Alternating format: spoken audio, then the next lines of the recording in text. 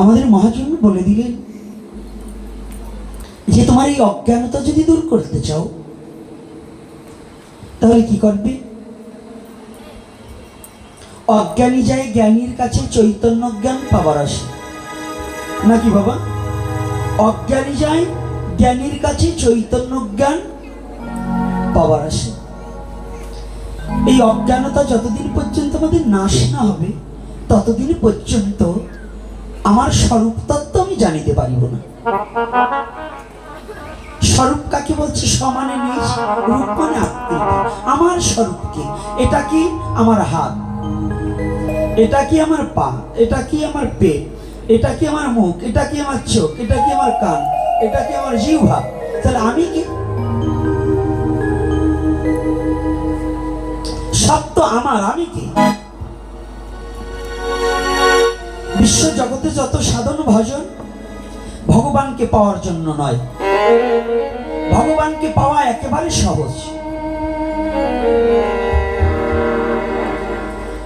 যদি কেউ বলে যে আমি ভগবানকে পাওয়ার জন্য সাধনা করছি, তার মতো মূর্খ পৃথিবীতে আর কিচ্ছু নেই। ভগবানকে পাওয়ার জন্য সাধনা করতে হবে কেন? সে যে আমাকে সৃষ্টি করেছে, সে তো আমার কাছেই আছে। রাধে রাধে। ভগবান কি তার ভক্ত রেখে একটু দূরে থাকতে পারে? বিশ্ব যখন ঘুমিয়ে পড়ে তার চোখে নাই ঘুম। অনন্ত কোটি ব্রহ্মাণ্ড ঘুমিয়ে পড়লে তার চোখে কোনো ঘুম নেই। বিজয় বাবু বললেন, সাধক বিজয় বাবু তার কলমে দিলেন, বিলাস বিছানায় শুয়ে নিশে করছ ভোর ভোর, তোমার শিয়রে বসিয়া জাগে দরদিয়া তোর, দরদিয়া দরদিয়া তোর। তাহলে আমার ভগবান আমার কাছ থেকে একটু দূরে নেই আছে? তাহলে ভগবানকে খুঁজবো কেন? তাহলে কেন সাধনা করছি? এই সাধনার মূল লক্ষ্য হচ্ছে, মূল কথা হচ্ছে, নো দাই সেলফ, নিজেকে চেনো, নিজেকে জানো। তোমাকে তুমি চিনতে পারিলে জগতে ঈশ্বরকে চিনতে আর বাকি থাকবে না।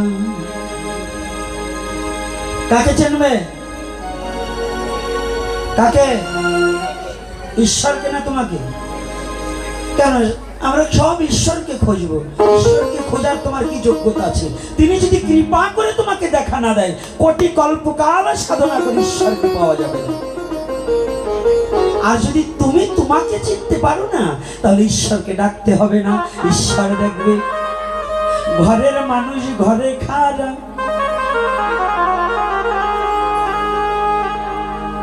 জ্ঞান নয়ন তোর খুললে পরে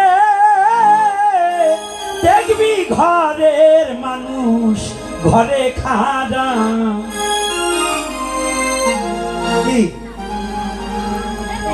জ্ঞান নয়ন খুললে পরে দেখবি কি? ঘরের মানুষ ঘরে খাড়া। কোন ঘরে?